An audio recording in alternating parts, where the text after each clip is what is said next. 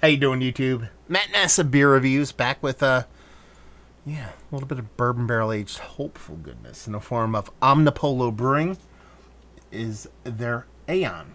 I reviewed this beer, the non-barrel aged version of this beer. It's got to be like 3 or 4 years ago. You can go check it out in the channel. And but it was called Noah back then. Now it's called Aeon. I don't know why. And this be a bourbon barrel aged imperial stout with natural flavors added. I think there's pecans in this, all kinds of stuff. Anyway, let's dive into it. I actually went up north today in northern New Jersey and went to my buddy's brewery up in Muckraker, and there was a bottle shop there.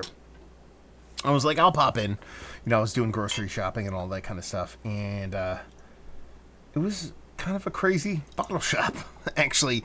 They had a decent selection there. They had a lot of new school hazies, all that kind of stuff. But they had like a pallet racking, you know what I mean? Like the racking you'd see in a warehouse and stuff like that. And they had a bunch of beers on it and stuff like that. But like the top two parts of the rack were like full of empties. Like that, it looked like they just drank them. Or the stuff that they've drank, and the people that own the place, or the people that work at the place.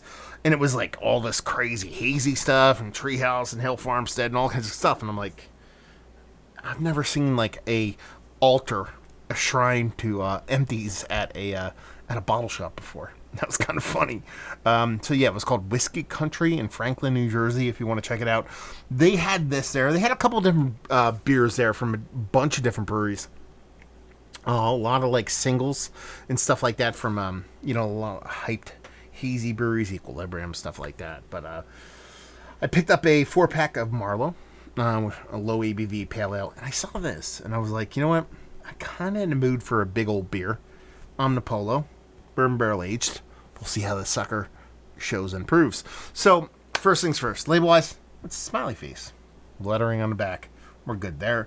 As far as that beer goes, it looks like mud. I mean, it is thick, turbid, whatever you want to call it, motor oil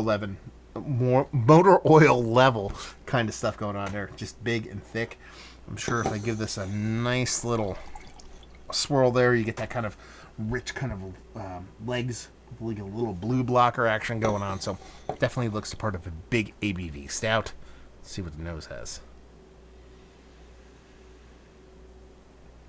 That is, and I'm pretty sure I said the exact same thing in the base version of this, the non-barrel aged version of this. This smells exactly, and it's not even close, it's exactly what I get from that cherry liqueur raspberry marzipan candy that you find in the grandma candies. It's exactly that thing. I've said it ad nauseum. I'll repeat it again. So you have the box of candies, your whatever Werther's. What's the other one? What's the big one? I forget. But you get that box of candies and you pull off the lid. You pull back the foil, and there's like the clear legend, to where it's like, okay, here's a bunch of random candies, and the clear legend tells you what each candy is. You have your peanut butter in there. You have their rice crackle kind of thing going on. You have maybe a chocolate-covered pretzel, those kind of things. But there's this, like, raspberry liqueur candy. That's like a marzipan-y kind of raspberry liqueur kind of covered candy.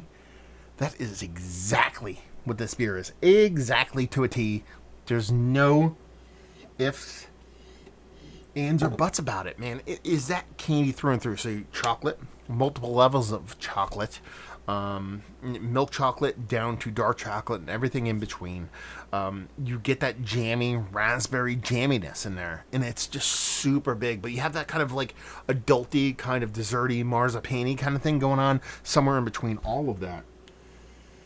Man, I could huff this beer for days. A little bit of funk floating around in there. Oh, it smells so good. It smells so good. Yeah. Grandma candies. Just drink it. Cheers.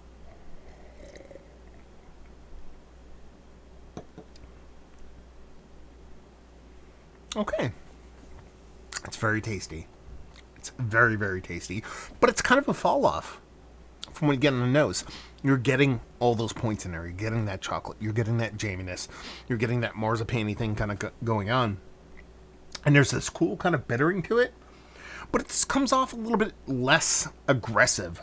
A little less showy. Than what the nose would lead you to believe. Now, you can take that and kind of just take that at face value and be like, okay, it's a bourbon barrel aged beer. It's nice. I'm not getting a huge kind of spirit character off of it. Sure, I'm sure that that bourbon barrel is adding to that kind of red fruity kind of raspberry marzipan-y kind of thing going on.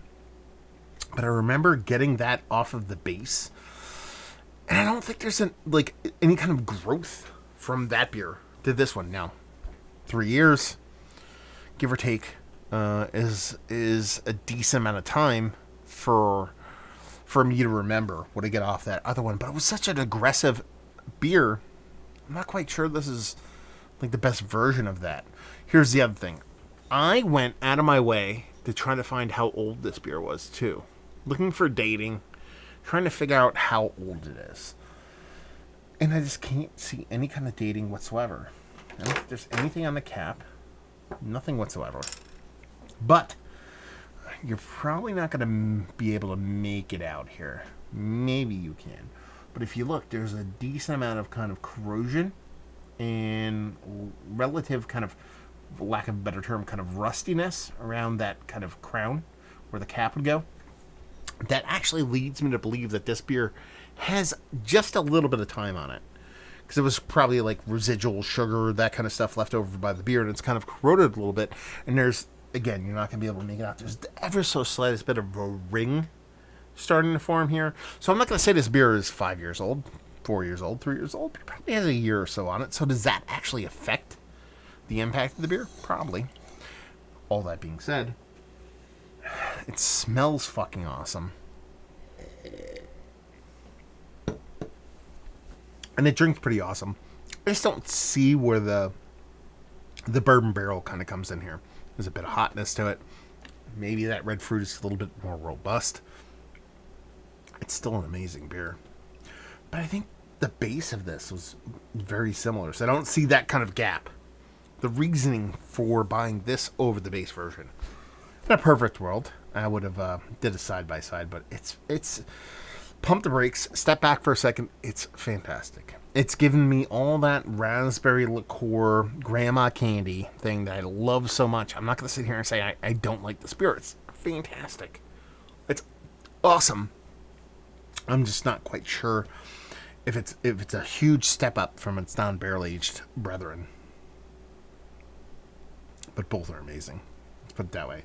Anyway, so yeah, all kinds of chocolate.